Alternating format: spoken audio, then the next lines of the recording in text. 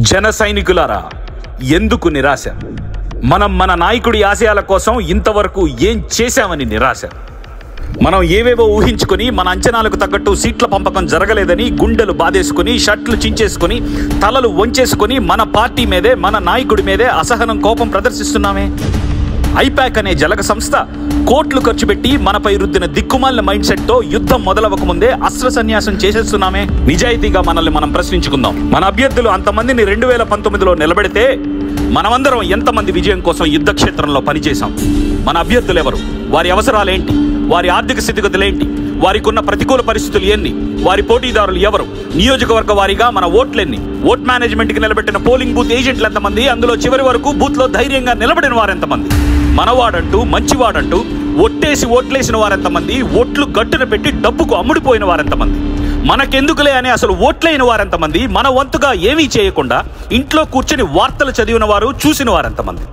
ఎన్నికల ఫలితాలు వచ్చాక ఢీలా పడకుండా పవన్ కళ్యాణ్ అనే ఉక్కు సంకల్పాన్ని నమ్ముకుని మన పార్టీలోనే నిలబడ్డ వారెంతమంది? రాక్షసాధికారానికి భయపడి స్వప్రయోజనాల కోసం ఎవరి దారి వారు చూసుకున్న వారెంతమంది? జెర్సీ వేసుకుని మనం గ్యాలరీలో కూర్చున్నందుకే టెండూల్కర్, కోహ్లీలు సెంచరీలు కొట్టేయాలనుకునే మైండ్ సెట్ ఉంటే గేమ్ గెలుస్తామా?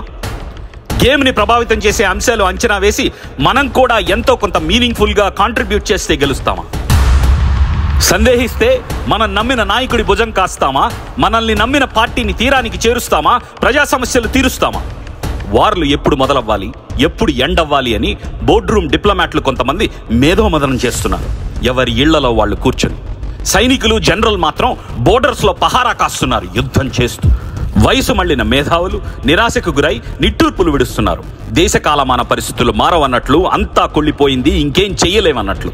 సంఘ సంస్కర్తలు మాత్రం క్షేత్రంలో సమస్యలతో పోరాడుతున్నారు, కుళ్ళుని కడుగుతూ. అనుభవం లేకుండా అరకొర నాలెడ్జ్తో ఆన్లైన్లో విరుచుకుపడే మనవారు కొందరు అసహనం వ్యక్తం చేస్తున్నారు. అధికార ఐపాక్ వారు మాత్రం అదే ఆన్లైన్ క్యాంపెయిన్లకి ప్రతి 6 నెలలకి 33 కోట్లు ఖర్చు పెడుతూ విరగబడి నవ్వుతున్నారు, మన మనస్సుల్లో విషం చల్లుతూ. అసలు పొత్తులో భాగంగా ఎన్ని సీట్లు మీకు ఇస్తారు? మీ వాడు ఒంటరిగా వస్తాడా? మీరు ఎవరి పల్లకి మోస్తున్నారు? మీరు అమాయక సైనికులు లాంటి విషపు క్యాంపెయిన్ మాటల వెనక నిగూఢార్థం ఇదే కామ్రేడ్స్. మన ఆత్మస్థైర్యాన్ని దెబ్బతీయడమే, మనల్ని ఆత్మన్యూనతాభావంలోకి నెట్టేయడమే వారు పన్నిన మ్యాకవిలియన్ పన్నాగం. సంజు ఆర్ట్ ఆఫ్ వార్లో శత్రువు బలవంతుడైతే వారి ఆత్మవిశ్వాసం మీద దెబ్బ కొట్టమన్నట్టు సేనల్లో ఉత్సాహం నింపి ఒక్కో కోట బద్దలు కొట్టాల్సిన తరుణంలో మన సైన్యం మీద విషప్రయోగం చేశారు. అది మనం ముందుగా ఆలోచించి తిరగబడుంటే, తిప్పికొట్టుంటే ఈరోజు సీట్లెన్ని అనే దాని మీద దృష్టి ఉండేది కాదు, కేవలం గెలుపు మీద తప్ప. ప్రజలకి తోడుగా పవన్ కళ్యాణ్ అనే ఒక్కడుంటేనే స్టేట్ దద్దరిల్లుతోంది.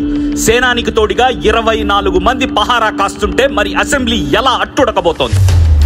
దాహం ప్రజలది, వ్యూహం సేనానిది, యుద్ధం మనది, గెలుపు 24 అభ్యర్థులది, పండగ మనది. సైనిక, మేనిఫెస్టో జెండా, మైకు బైకు, సోషల్ మీడియానో ఫోనో, వాటర్ బాటిలో, అన్నం ప్యాకెట్టో, టీ గ్లాసో, అవసరమైతే చేతికి దొరికిన కర్రో పట్టుకో. విష ప్రభావానికి లోనవ్వకు. విషయం ఏంటో తెలుద్దాం, తోడవు. 2024లో భావితరాల భవిష్య చక్రం తిరగబోతోంది. 24 క్యారెట్ల పసిడి అసెంబ్లీలోకి అడుగు పెట్టబోతోంది. 24 ఫ్రేమ్ల బొమ్మ బ్లాక్ బస్టర్ అవ్వబోతోంది. 24 ఇరుసుల అశోకుడి ధర్మచక్రం సాక్షిగా మన జన చక్రధారి విశ్వరూపం చూడబోతున్నాం. ధర్మ సంస్థాపనార్థాయ సంభవామి యుగే యుగే.